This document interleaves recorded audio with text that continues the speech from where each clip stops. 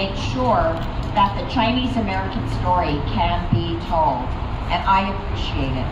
And I want to thank the amazing leadership of the Chinese American Museum.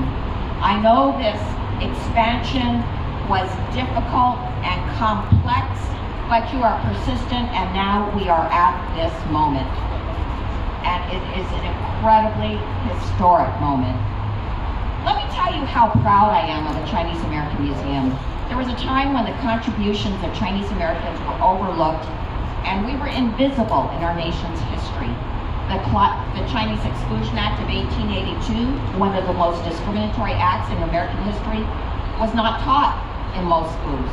The Chinese American railroad workers of the late 1800s weren't even allowed to be in the picture celebrating the completion of the transcontinental railroad, despite the fact that they were instrumental in building it.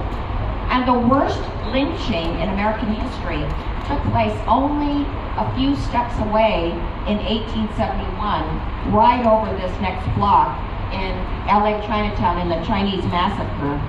And yet, few Americans, let alone Angelenos, know about it. But you have turned this situation around.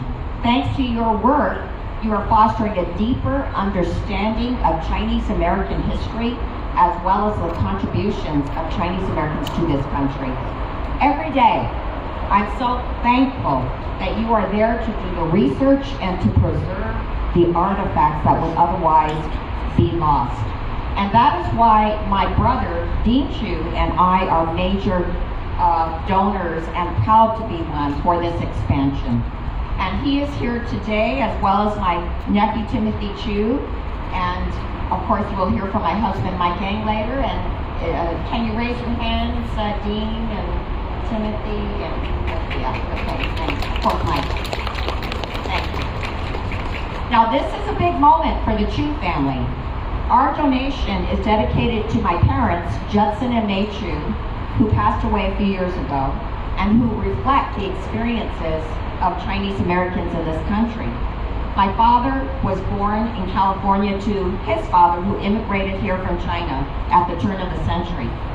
My father grew up working night and day in his father's small Chinese restaurant in Watts. He was then called to serve in the U.S. Army during World War II, where he served in Okinawa as a radio communication sergeant.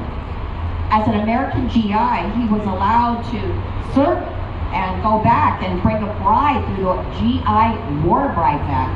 So he went back to the village, married my mother, and brought her to the U.S. in 1948, before relations between the U.S. and China closed, cutting off communication between her and her family for 25 years. Life for my mother in those early days